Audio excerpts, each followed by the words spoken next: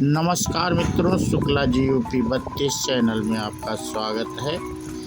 और मित्रों, आज इस वीडियो में ऐसे ऋषि जिन्होंने प्यार में धोखा मिलने पर कठोर तपस्या और पड़ गया धरती पर अकाल, मित्रों इसके बारे में इस वीडियो के माध्यम से हम आज जानकारी साझा करेंगे। और बिना देरी के हम आज वीडियो मित्रों शुरू ही करते हैं। हिंदू पौराणिक कथाओं में कई महान ऋषियों की कहानियां पढ़ने और सुनने को मिलती हैं।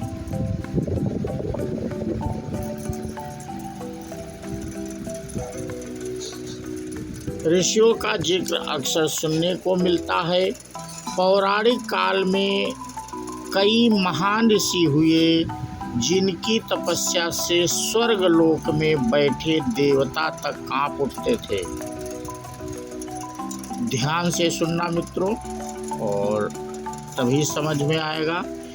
इंद्रदेव अपने सिंहासन को खतरे में देखकर ऋषियों की तपस्या भंग करने के लिए स्वर्ग की अप्सराओं को धरती पर भेजते थे।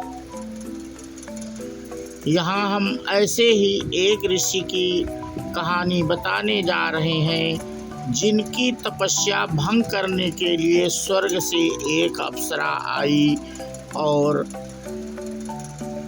ऋषि उनकी अदाओं से मोहित हो गए।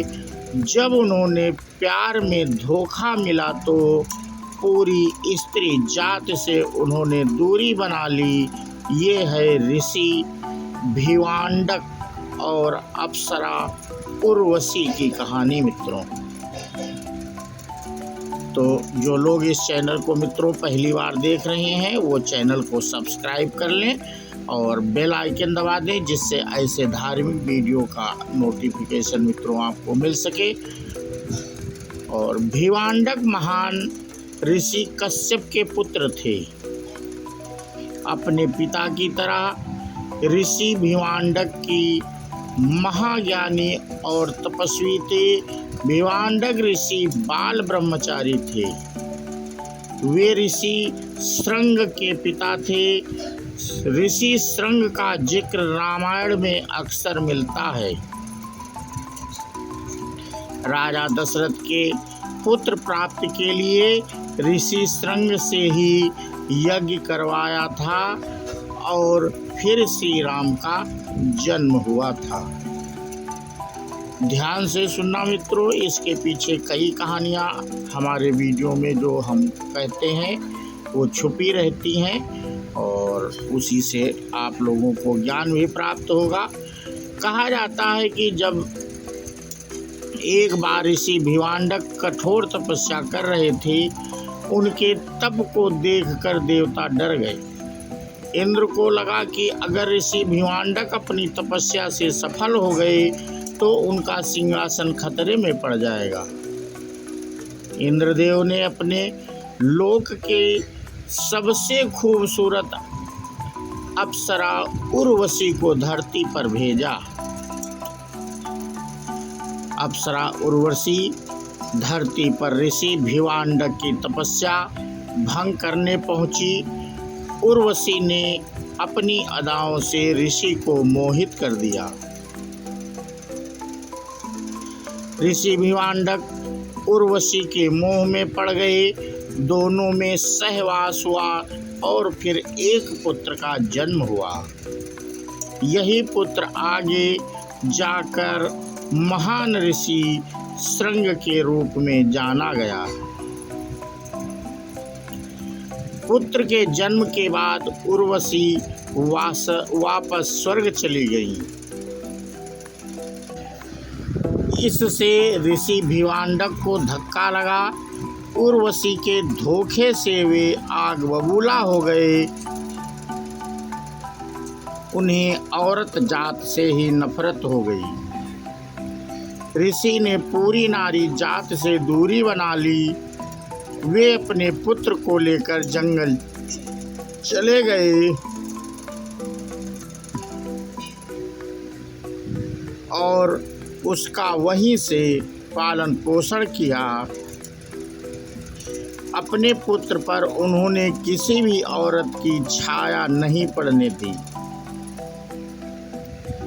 इसलिए ऋषि श्रंग ने युवावस्था तक किसी भी स्त्री को नहीं देखा। उर्वशी से धोखा मिलने के बाद भिवांडक ऋषि तपस्या में लीन हो गए। उनकी घोर तपस्या से आसपास के राज्यों में अकाल पड़ गया।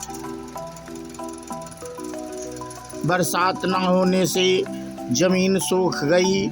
अंग देश के राजा रोमपाद ने अपनी सभा में ऋषि मुनियों को बुलाया और अकाल का समाधान पूछा। ऋषियों ने कहा कि ये भिवांडक ऋषि के कोप का नतीजा है।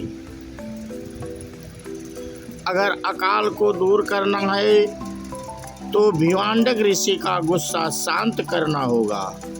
ऋषियों ने राजा से कहा कि अगर वह भिवांडक ऋषि के पुत्र ऋषि श्रंग को किसी तरह जंगल से बाहर निकालने में सफल हो जाते हैं तो अकाल का समाधान हो जाएगा। राजा रोमपाद को पता चला कि ऋषि श्रंग ने अपने जीवन में कभी कोई स्त्री नहीं देखी है। उन्होंने अपनी दासियों को बुलाकर और ऋषि श्रंग को मोहित कर जंगल से बाहर निकालने के लिए कहा। दासियां जंगल में गईं और ऋषि श्रंग को अपने जाल में फंसाकर नगर में ले आईं।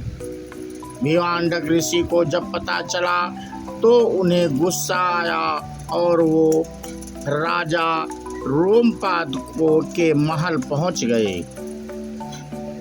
राजा ने उनका गुस्सा शांत करने के लिए अपनी बेटी शांति का विवाह ऋषि श्रंग से करने का प्रस्ताव रखा। इस तरह ऋषि भिवांडक का गुस्सा शांत हुआ और फिर जमकर बरसात हुई एवं अकाल मिट गया।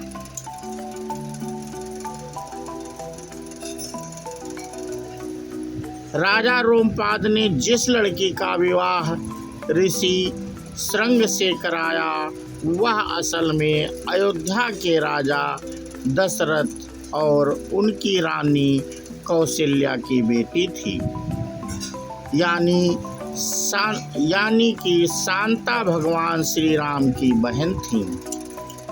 रोमपाद की पत्नी वर्षिणी और कौशल्या आपस में बहन थी। कौशल्या और राजा दशरथ ने अपनी बेटी शांता को रोमपाद को वर्षिणी को गोद दे दिया था। रोमपाद ने शांता का विवाह ऋषि श्रंग से करवाया। तो मित्रों, आज इस वीडियो के माध्यम से हम आपसे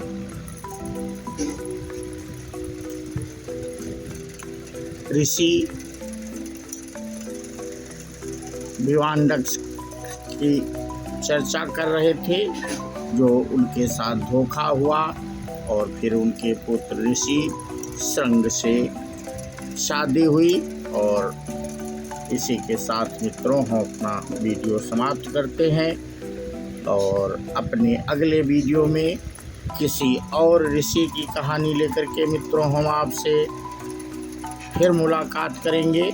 और हमारा डेली एक वीडियो मित्रों आता है। अगर कोई कारण ना हो तो हम डेली सुबह 6 बजे मेरा मित्रों वीडियो आ जाता है। और इसी के साथ अपना वीडियो समाप्त करने से पहले एक हम जयकारा लगाएंगे। बोलो श्री रामचंद्र भगवान की जय हो, माँ सीता की जय हो, हनुमान की जय हो। जय हिंद, जय भारत, वंदे मातरम।